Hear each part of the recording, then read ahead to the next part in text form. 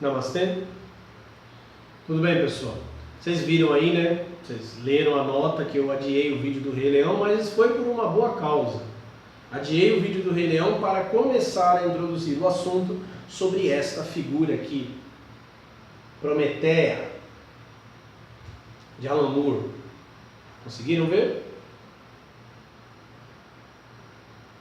Certo? Prometeia. Isso aqui é um encadernado, edição definitiva, é o volume 2.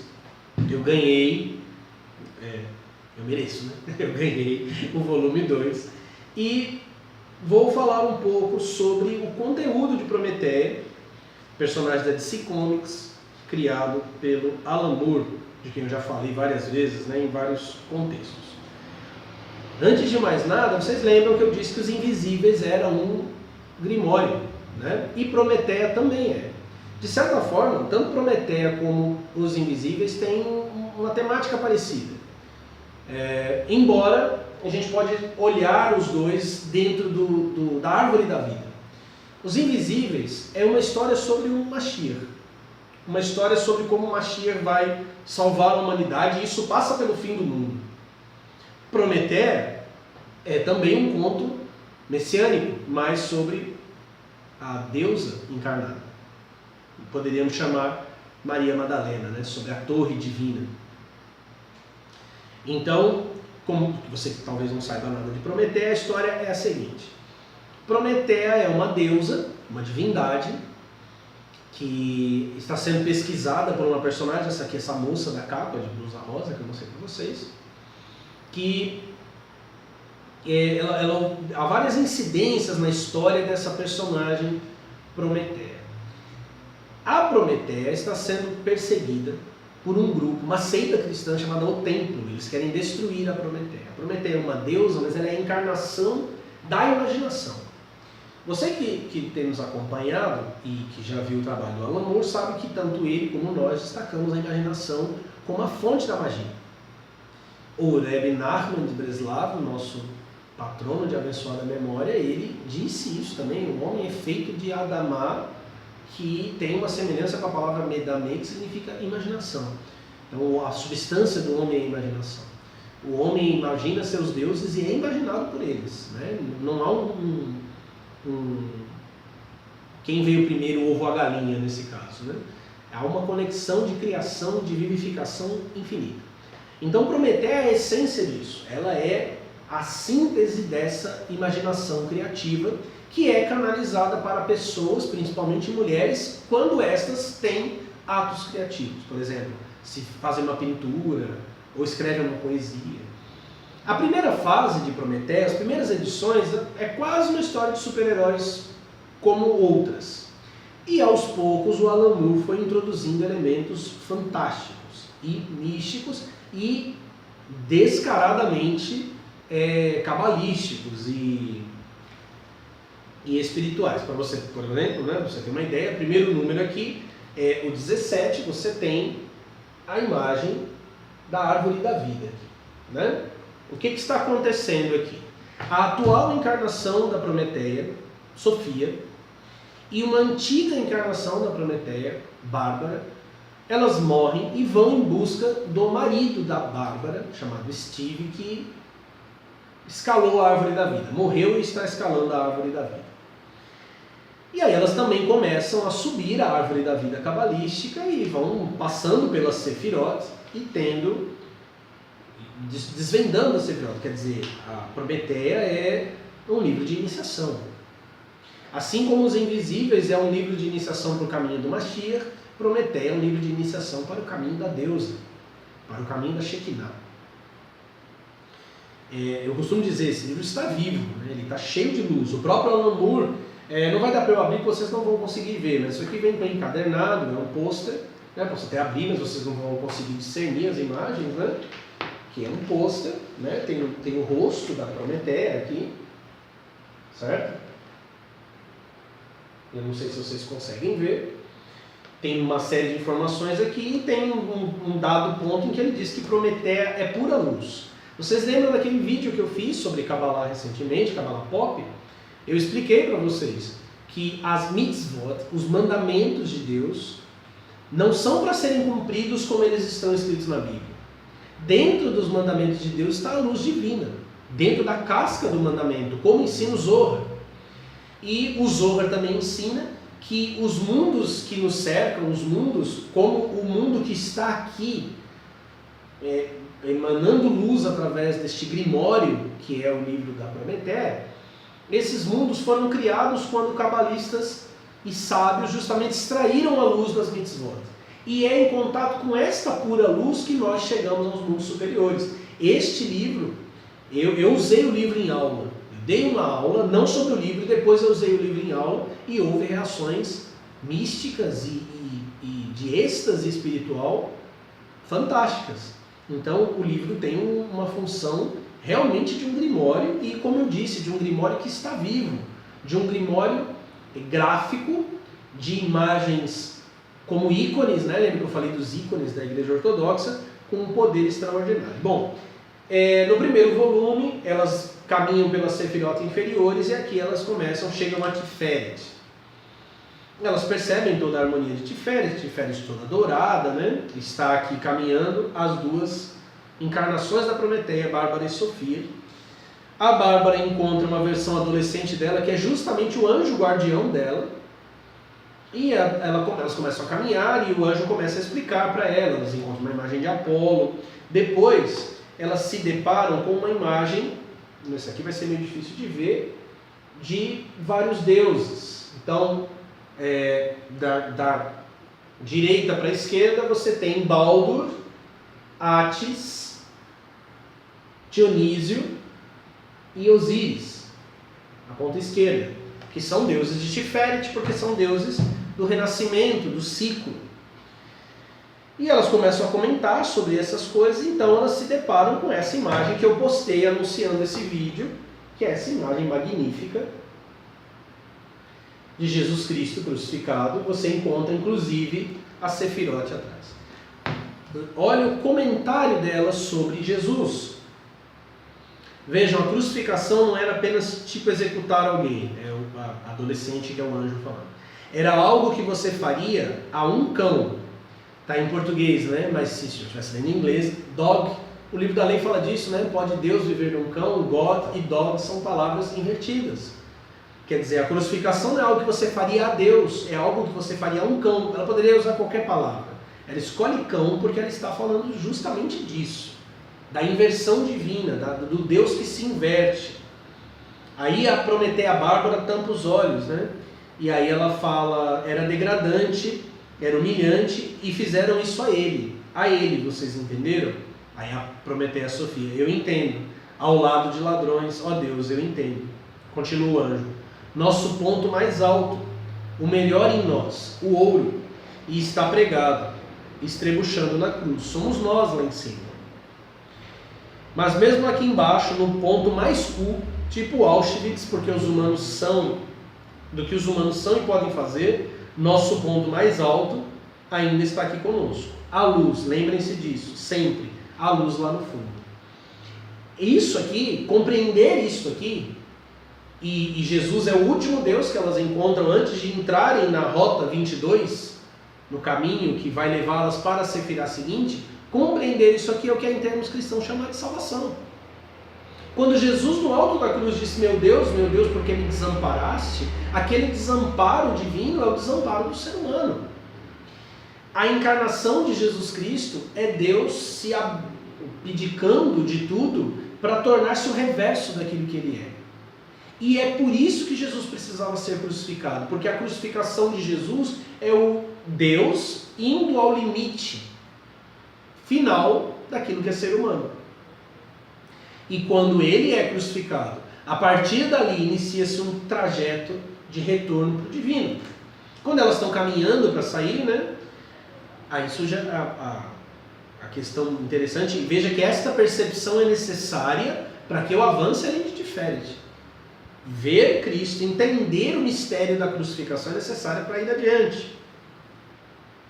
Ela diz, a Prometeia Bárbara, Deus, você vê todas aquelas imagens e os ícones, mas pensar que ele existiu de verdade? O anjo responde, não, isso não é importante, se ele existiu ou não. O que importa é que ele existe. O que ele representa, o símbolo. Isso é verdade, isso é real, está acontecendo agora. Basta você recordar aí Christus Totus, qual Jesus, né? Tantos vídeos que eu gravei falando sobre isso. Não importa se Jesus existiu há 2000 anos atrás. Essa é uma discussão vazia, que os ateus costumam pegar os cristãos pelo rabo, fazendo dessa questão uma questão importante, para constrangê-los. O importa é que ele existe. Importa que quando a gente fala em crucificação, a gente não está falando de um evento de 2000 anos, a gente está falando de um evento que precisa ser compreendido, experienciado agora. Aí elas vão adiante, né? Passam para Geburá. Geburá tem imagens de fogo, né? E as duas Prometeias começam a discutir em Geburá, são influenciadas pela ira, pelo fogo, e elas caem nas clifas de Geburá. E aí, ali, presas nas clifas de Geburá, elas encontram Asmodeu, que é o demônio associado às clifas de Geburá, e aqui você tem a melhor explicação sobre o que são clifas, que você pode encontrar. Elas perguntam para Asmodeu, o que são as clifas? E aí ele diz, assim como os deuses, ou os anjos, ou os humanos, por falar nisso, demônios têm muitas identidades, somos uma legião. Os clípodes, aqui está escrito clípodes, né?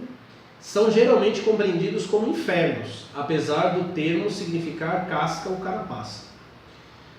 É o que sobra uma vez que a energia sagrada nas coisas se foi.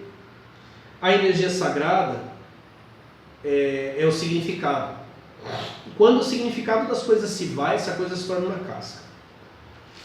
Para explicar, beleza sem significado torna-se orgulho vazio. Julgamento severo sem juízo torna-se fúria vazia. Torna-se uma casca, uma carapaça, um clifote. Torna-se eu. Quer dizer, quem me acompanhava na época do tempo sofrendo, ouviu falar muitas vezes, demônios não existem. O inferno não existe. Como que o inferno existe? Agora você fala de demônio, de exorcismo? Sim, falo de exorcismo de demônios e digo que eles não existem. Por que não existem? Porque são cascas vazias. É aquilo que fica quando o significado vai embora. É aquilo que existe quando a luz é tirada. Isso são demônios. Não tem ser, não tem verdade ali. E o nosso apego, o nosso aprisionamento naquelas cascas é que as mantém vivas. Por isso, voltando a Jesus lá em Tiferet, quando Jesus é crucificado no Novo Testamento, ele diz em João 12:31, agora o príncipe desse mundo será expulso. Na crucificação, a crucificação era um exorcismo. O governante, o senhor das cascas e das clifotes, seria expulso. E as cascas seriam destruídas. Elas finalmente vencem o Asmodeu, elas passam pelo teste, então elas passam por Resed. Eu estou acelerando, tá, gente? Eu vou falar mais no futuro, não dá para falar tudo agora, né? Resed tem toda uma imagem azulada. Obviamente, quem sabe, conhece um pouco sobre Kabbalah, principalmente Kabbalah hermética, depois de Tiferet, não há caminho para Pordaat. Então elas se veem diante do abismo. Não tem caminho. E elas despencam no abismo. O mais interessante é que no abismo elas vão encontrar uma figurinha aí que os caotes batem várias para ele. Eles encontram Alcyone no Esper,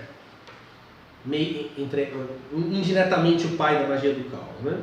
Elas estão caminhando por Daat e elas encontram um buraco de onde saem demônios luminosos, criaturas demoníacas, né? E aí elas encontram uma torre torta, retorcida, uma torre negra, certo? E na porta dessa torre está o Alcyone no Esper. E elas perguntam o que é aquilo, né? E a Bárbara, que foi uma precursora da atual Prometeia, a Sofia, a Bárbara deu uns pega no Alcyone. Eles ficaram, né? E aí ela fica toda empolgadinha que vê ele lá, e você tá lindo e tal. E elas perguntam o que é aquilo. E aí ele fala, não estamos na não existência, nem estamos naquela existência que é Deus, nem naquela que não é Deus. Esta é a torre dos adeptos, os irmãos negros, e estamos em Daat. Nenhuma luz é emitida aqui. quer dizer, aquela torre retorcida, a torre negra, é Da'at. O que significa Da'at? Significa aqueles que caem no abismo, mas ao invés de serem depurados no abismo, eles criam fortalezas egóicas e se transformam nas forças das trevas que trazem ilusão para o mundo. Já falei um pouco sobre isso, no futuro falarei mais. Elas perguntam, né, como pode se Da'at significa conhecimento ser aquele caos? E aí ele diz, interessante que ele está aqui, né? Da'at no grande início era uma sefirá tão real quanto qualquer outra. Caminhos levavam até ela e partiam dela, ambos, o pedinte e a fonte. Então a árvore tornou-se una. Deus não mais estava separado do universo de Deus. Agora vem a queda, agora vem o cataclismo. As energias luminosas de Deus descendentes sobrecarregando as estruturas da existência. As esferas mais baixas foram separadas das superiores divinas da árvore. Quer dizer, as esferas superiores, Keter, Rokhmah e Binah, foram separadas das de baixo, porque a unidade delas, que era Da'at, foi quebrada, e a partir daí Da'at passou a ser um abismo. Depois elas encontram o Aleister Crowley comendo o Victor, fodendo o Victor Newburgh, que é o que estava acontecendo.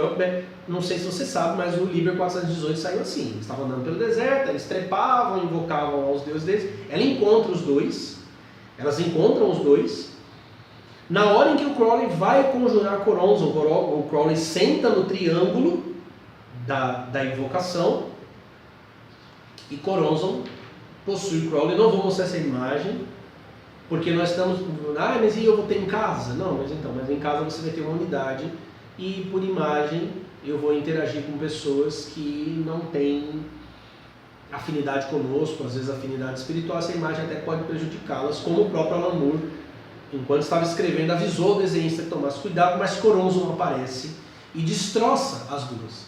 E ao destroçá-las, elas chegam a Binah, e é em Binah que a gente vai fechar aqui com uma última coisa que quero mostrar para vocês.